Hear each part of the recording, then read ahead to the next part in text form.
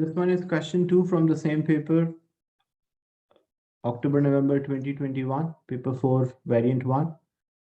So this question is about the copper and its compound. You can use the chat or your mic to state the answer. Copper has two different naturally occurring atoms, 63 and 65. State the term used for the atoms which of same element with a different nucleon number. If they have the same element but different nucleon number, what we call? That's right, we can call them as isotopes.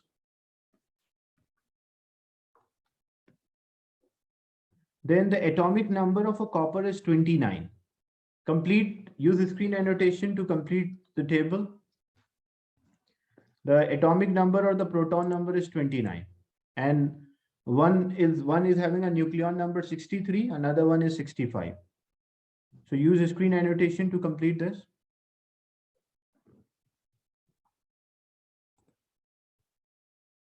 Complete the table.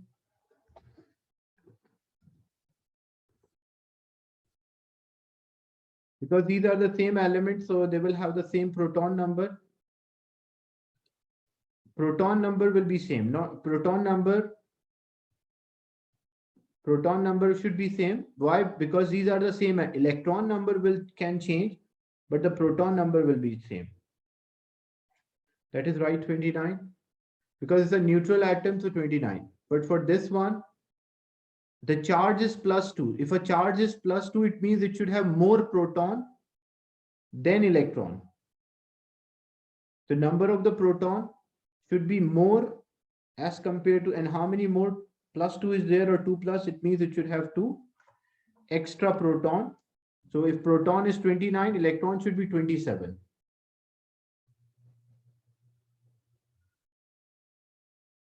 And to get the nucleon number, it is a proton number minus to get the neutron number, it is a proton number minus, or the nucleon number minus the proton number. So it will be 63 minus 29. So which is 34, and here also it will be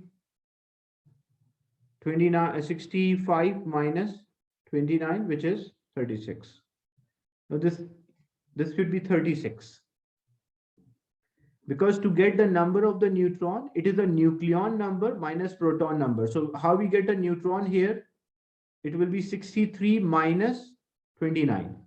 And how we get a neutron here? It will be 65 minus 29. Because the nucleon number minus the proton number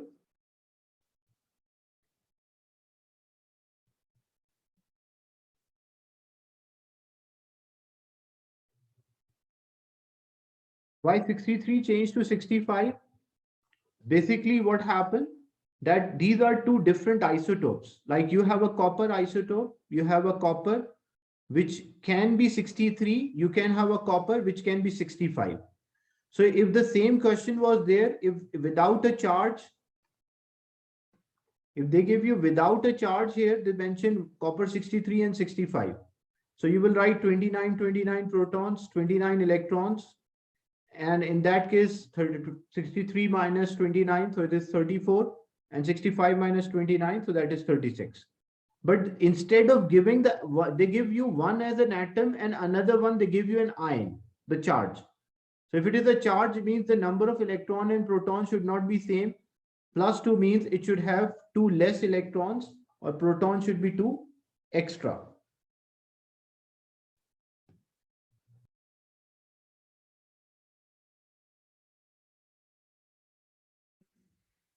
Then relative atomic mass is the average mass of a naturally occurring atoms. The percentage of a naturally occurring atom in a sample of a copper is shown, like copper 63. Deduce the relative atomic mass of a copper in the sample to 1 decimal place. How to find the average mass of the two isotopes, or relative atomic mass, which we say RAM? That is the percentage of the isotope multiplied by its mass plus the percentage of the second isotope multiplied by its mass, and so on, divided by 100. So percentage of the isotope, what is the percentage of the isotope? It is 70. So 70 multiplied by the mass, that is 63, plus percentage, that is 30, multiplied by its mass, 65.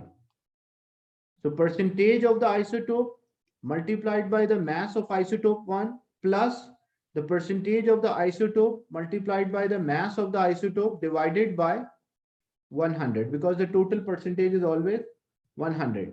If there were 3 isotopes, then how we'll do, like example, if I give you another example, add another one. If I say there is copper 66 and say this is 60%, this is 30%, and copper 66 was 10%. Then how we'll find? Now 3 isotopes, so percentage of the isotope multiplied by its mass plus the percentage of the isotope multiplied by its mass, which is 65, plus the percentage of the isotope multiplied by its mass, which is 66, and then whole divided by 100. But in the question, we don't have 3 isotopes, we have only 2 isotopes.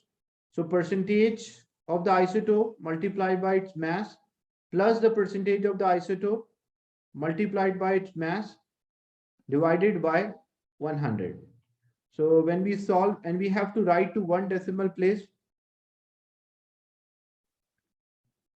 so it will come out as 63.6. So this will be 63.6 AMU, or the average mass of the 2 isotopes.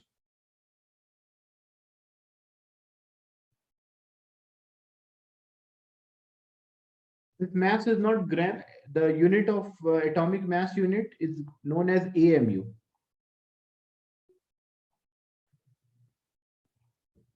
So we have anhydrous copper 2 sulfate. What is the appearance of anhydrous? Anhydrous means copper sulfate does not contain water of crystallization. So what is the appearance of anhydrous copper sulfate? It is white. It is used to test the presence of a water. When the test is positive, hydrated copper sulfate is formed. So if hydrated copper sulfate is blue in color. State the color change, what we'll observe. Like example, if we have a test tube which contain water. So there's a water inside the test tube, and we have anhydrous copper sulfate, like this is a copper sulfate which is white. But the moment we add this copper sulfate to water, it will change its color to blue. So what is the color change? It will change from white to blue. Then complete a chemical equation to show a reaction that takes place. So we have to write here copper sulfate, because dot 5H2O, it means 5 water molecules are added to 1 molecule of a copper sulfate, and it becomes hydrated copper sulfate. So anhydrous copper sulfate, a copper sulfate in which water is still not added, that will be white in color. Once the water is added, it will change its color to blue. And state how the hydrated copper sulfate can be turned back into anhydrous. So if we want to remove the water, what we should do to remove this water, we have to supply heat energy. When we supply the heat energy, the water of the crystallization will be lost. So we will heat hydrated copper sulfate until it changes from blue to white. And describe a test for a pure water. How we can check that the water is pure? To test, either we can check the melting point, boiling point, or chromatography. These are the tests to check the purity. So how to know water is a pure or impure? We will check the boiling point. And because if it's a pure water, it will boil at 100 degrees centigrade. If it is a pure. If it is impure, it will boil at above 100, but not exactly at 100.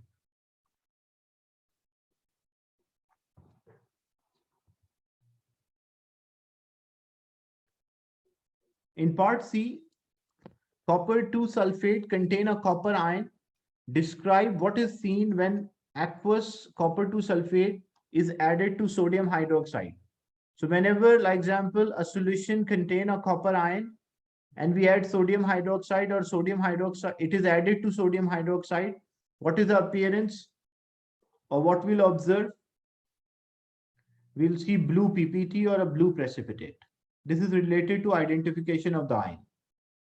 And write an ionic equation for copper sulfate and aqueous sodium hydroxide. Ionic equation shows the change in the ion because this blue precipitate is what?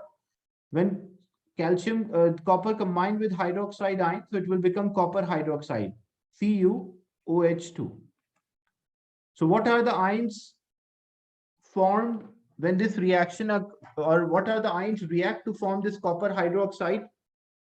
So there will be a copper ion, which is +2, and there should be hydroxide ions, which is -1. So copper ions reacted with a hydroxide ion result in a formation of copper hydroxide. We can write an ionic equation. How to write an ionic equation? As you can see in the question, there is a copper sulfate. So copper sulfate is there, aqueous copper sulfate, CuSO4, that is the formula, and it is aqueous. We mix sodium hydroxide, all alkalis are aqueous. When they combine with each other, the copper take, like this double displacement, sodium take position of a copper and copper take position of sodium. So the product will be copper hydroxide, because copper is +2, that's why copper hydroxide is COH2. Plus sodium sulfate will be there, and formula of sodium sulfate is Na2SO4. Why? Because sodium is group 1 +1 and sulfate is -2. So formula is Na2SO4.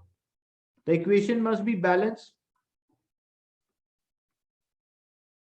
So to write a balanced equation, we have 2 sodium. So if I put 2, this equation is now balanced in terms of all the elements. Now, how to write an ionic equation? This is solid, and this one is aqueous. So to write an ionic equation, we cancel out the common ions in aqueous solution. So the ions which are common, we cancel out. So what are the ions common in aqueous solution? Sodium here, sodium hydroxide, sodium is there. This cancel with sodium present in sulfate. And sulfate ion is aqueous here, and in copper sulfate also it is aqueous, so we cancel out. Why we did not cancel out copper? Because the copper here is aqueous and the other one is copper solid. And here hydroxide is aqueous and the other one hydroxide is solid. So we cannot cancel out them. So what we are left with? We are left with a copper ion. Copper is +2. We are left with hydroxide ions. And as a result, it will produce copper hydroxide. And what are the state symbols? Ions are always aqueous, dissolve, hydroxide aqueous, and copper hydroxide the precipitate, which will always be solid. This is one way of a writing equation, and the shortest way or a shortest method to write this ionic equation, you have to just identify the solid. So when copper sulfate mixed with sodium hydroxide, it will form a solid copper hydroxide. So solid will be copper hydroxide. And how this copper hydroxide can be formed? Which ions will be there? So there will be a copper ion and there will be 2 hydroxide ions. So in short, you can write in this manner. Otherwise, if you write, first you have to write whole equation, then cancel out the common ions. But try to use this technique, this method. Just identify the product which is solid and write on the reactant side, mention the ions which react to form this solid.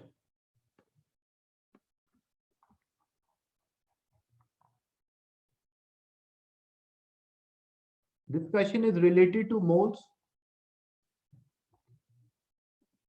So when we are solving a moles, we normally, first part is always we use a formula. So in this question, when solid copper to nitrate is heated, copper oxide or copper to oxide, nitrogen dioxide and oxygen form. Calculate the volume of nitrogen dioxide formed when 4.7 grams of copper nitrate is heated. Use the following steps. This will be the last part. We have to follow the steps to get the final answer. Calculate the mass of 1 mole. Mass of 1 mole means molar mass or molecular mass. So how to get the molar mass or a molecular mass of a copper nitrate? For this, you have to use a periodic table.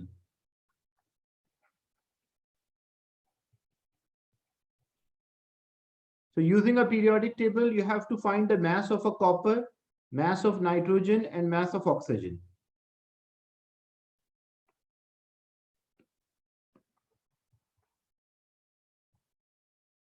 So this is a periodic table. So using a periodic table, the mass of a copper, here it is 64. This is the mass 64. Mass of nitrogen is there 14, and mass of oxygen is there, that is 16. This one is oxygen 16. So we will use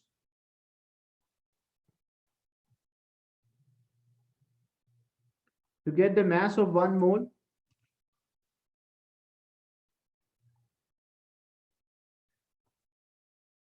So copper is there 64 plus nitrogen is there 14. And how many nitrogen atoms? 2. So it will be 14 multiplied by 2. Plus oxygen is 16. Multiply 3 multiplied by 2 is 6. So 16 multiplied by 6. So 64 plus 28 plus 96. This will give us the total mass of copper nitrate, or mass of 1 mole of copper nitrate. When we sum this, it will be 188. So 188 is a molar mass, or a mass of 1 mole of copper nitrate. Calculate the number of moles of copper nitrate. Copper nitrate mass is given here. So when mass is given, how to get the moles? The formula is moles equals the mass in gram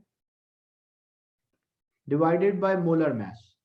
The mass in gram is 4.7 according to question, and the molar mass we already found in the first part, that is 188.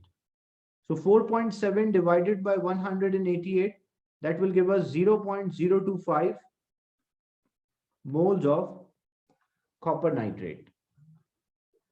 Then determine the moles of nitrogen dioxide formed. So as you can see, nothing is given related to nitrogen dioxide. So if we use this part to get the form, we use a formula. The first part we use a periodic table. Second part we use a formula. Then the third part should always be a ratio, because it's like always alternate. First is formula, then second part should always be ratio. So what we'll do, we'll take a ratio between copper nitrate and nitrogen dioxide. So according to equation, the ratio between copper nitrate, so when you see the equation, so according to this equation, the ratio between copper nitrate and nitrogen dioxide is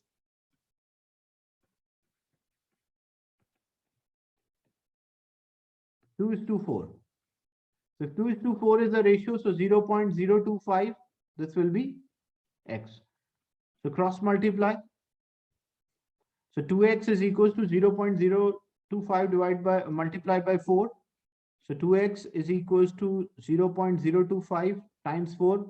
But you need x, so x will be equal to 0.025 multiplied by 4 divided by 2. So it will be 0.05 moles will be there. And then the next part, we need a volume of nitrogen dioxide. So formula, ratio, and then we should again use a formula. How to get the volume? This is a gas. To get the volume of a gas, so moles equals volume of a gas divided by 24. So we have the moles which are 0.05. Volume of the gas we don't know, and divide by 24. So 24 is divided, other side it will be multiplied. So when we multiply them, it will give us 1.2 decimeter cube. So 1.2 dm cube.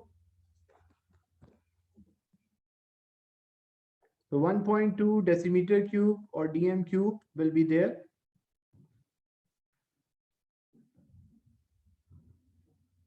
The volume of nitrogen dioxide.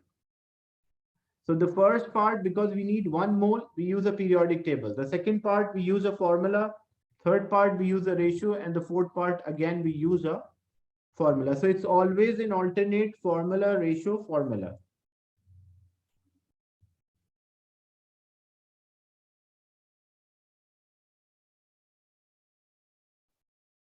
Next part, write a chemical equation to show action of heat on sodium nitrate. So when sodium nitrate or potassium nitrate are heated, the result, it will decompose into metal nitride, like sodium nitrate will decompose into sodium nitrite, NaNO2 plus O2.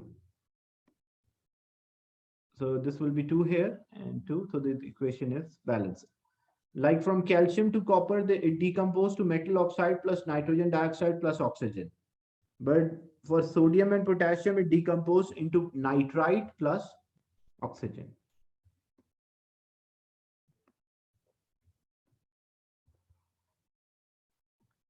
This question is related to electrolysis. The concentrated hydrochloric acid is electrolyzed using a carbon. So what are the ions present here? Because it's a concentrated hydrochloric acid, so it contains hydrogen ion, chloride ion, it contains hydrogen ion and hydroxide. Why I write hydrogen and hydroxide? Because all acids and alkalis are aqueous. They always contain water. So for positive ion, we check the reactivity, less reactive will move, but both hydrogens are there, so any of the hydrogen can move towards the cathode. For negative ion, we check the amount. The ion which is more in the solution will move. As I mentioned, it is a concentrated, so means it contains more Cl. So this chloride ion will move towards the anode. And sulfate, nitrate, and carbonate, even they are more in the solution, but they don't move because of their size and the mass. Then we have to complete or write equation for this. Like what will the equation at ionic half equation for anode? So when you chloride ion will move there, when one chloride ion will move there, it will lose one electron and it change to chlorine atom. But non-metals cannot exist as an atom except group 8 or group 4. So when two chloride ions are there, they will lose 2 electron and it will form a chlorine gas. So we'll see bubbles will be seen, color yellowish green gas will be there at anode.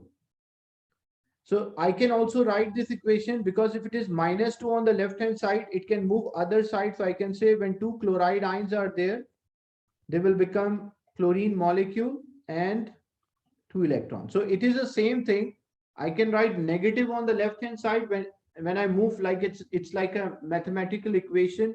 If we move a variable or a number from left to right, we change the sign. Same thing happen.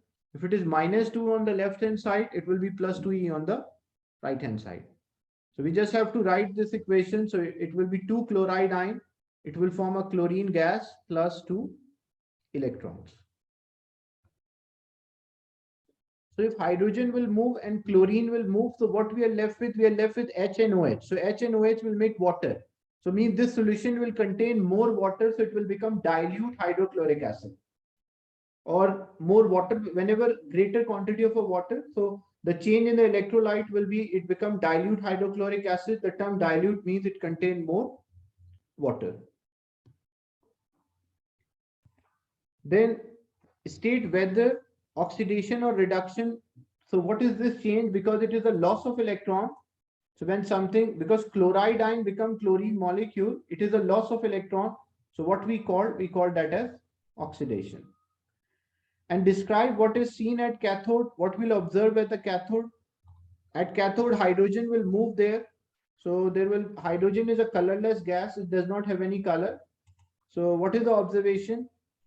This will be a colorless gas or bubbles. Then write ionic equation for cathode. At cathode, hydrogen is moving there. So when one hydrogen ion is there, it will take one electron and turn into hydrogen atom.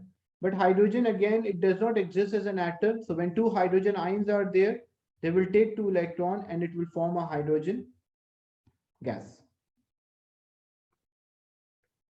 The pH of electrolyte is measured throughout the experiment. Suggest a pH of electrolyte at the beginning of experiment. And as you can see, as I mentioned in the beginning of experiment, see, you have the electrolyte contain, it is H ion and Cl ion and H ion and OH ion. So in the beginning of experiment, we have too many hydrogen ions. And what is the relation between pH and hydrogen ion? They are inverse. Like if the solution contains more hydrogen ion, it will be a strong acid or it will have a very low pH. So in the beginning of experiment, and HCl is a strong acid. So what will be the pH of a strong acid? You can mention 1. But as a result, what happened when we do or carry out electrolysis? So we are removing hydrogen ion. As a result, when amount of hydrogen ion in the electrolyte decreases, so amount of hydrogen ion in the electrolyte decrease, what will happen to a pH? The pH will increase. But it will not be like more than 7 because still acid is there. It will remain within 7, but it will increase. So suggest a pH of electrolyte in the beginning of experiment, start of experiment, it was a strong acid, so 1. And then how the pH changes during the experiment. So pH will increase. Why the pH will increase? Because the amount of hydrogen ion in the solution will decrease as they are removed from the electrolyte.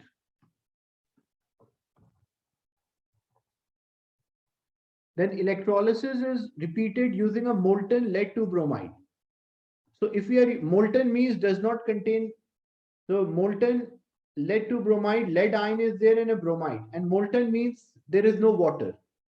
So if electrolyte does not contain water, the positive ion will move towards the cathode. There is only one type of a positive ion, and there is only one type of a negative ion, and negative ion will move towards anode. What will be the equation? So when lead ion, we don't have to write equation, we just have to write what we will see, but I'm writing equation to explain what we'll observe. So when lead ion is there, which is +2, it take 2 electron.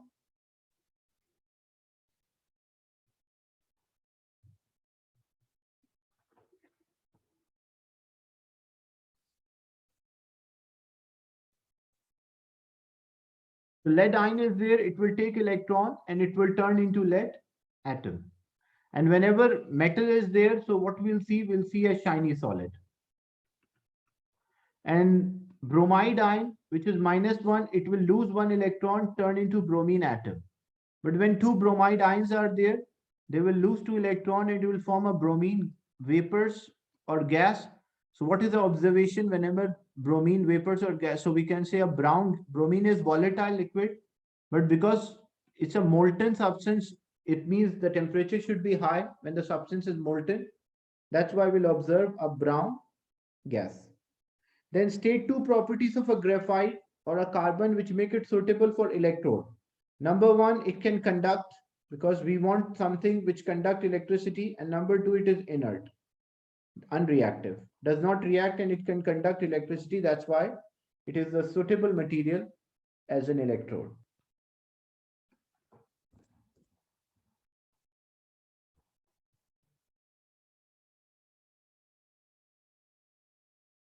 So in this question,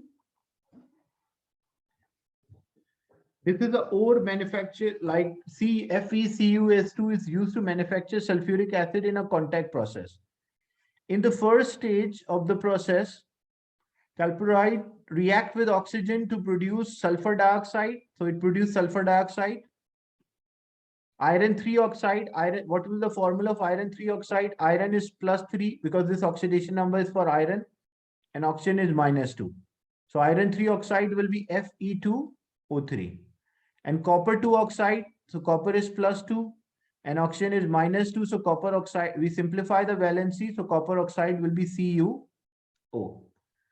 So this is how we complete the equation for a thermal, and this reaction, when one reactant form more product, we call thermal decomposition. But the equation must be balanced.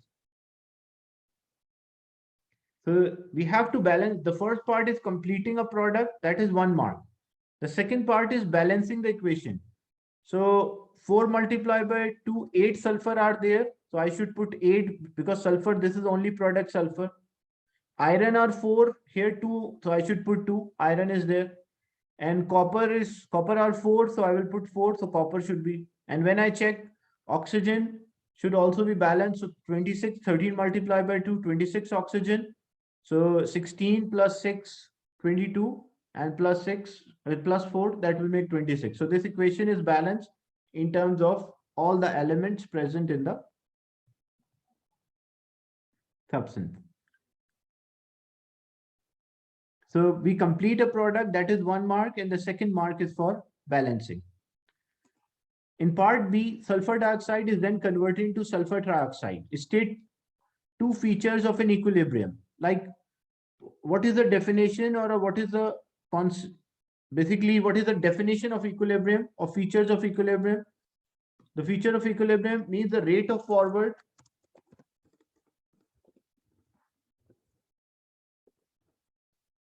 is equals to rate of backward. That is one feature. Or we can say speed of forward reaction is equals to speed of backward reaction. And what is the second feature? That there is no change in concentration or amount of reactant or product. Sometimes the same question they ask, define the term equilibrium. So even they ask define equilibrium, you will always write these 2 points, that the rate of the forward and backward reaction same, and there is no change in the concentration or amount of reactant or a product. Then state the condition, the temperature and the pressure, include the units. So it is around 450 degrees centigrade, that's right. The temperature and the pressure is about 1 to 2 atm. Even 1 to 5 is also acceptable. You either write a range, or you can also write a specific number within the range. And name the catalyst used. So which catalyst is used for this reaction? We use vanadium pentoxide V2O5.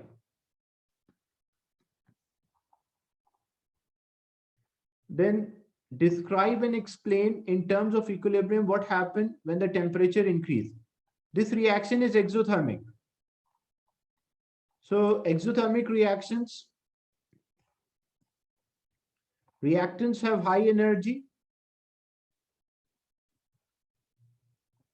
Reactants have high energy and the product is having low energy. So means sulfur dioxide plus oxygen will have high energy and the sulfur trioxide will have low energy.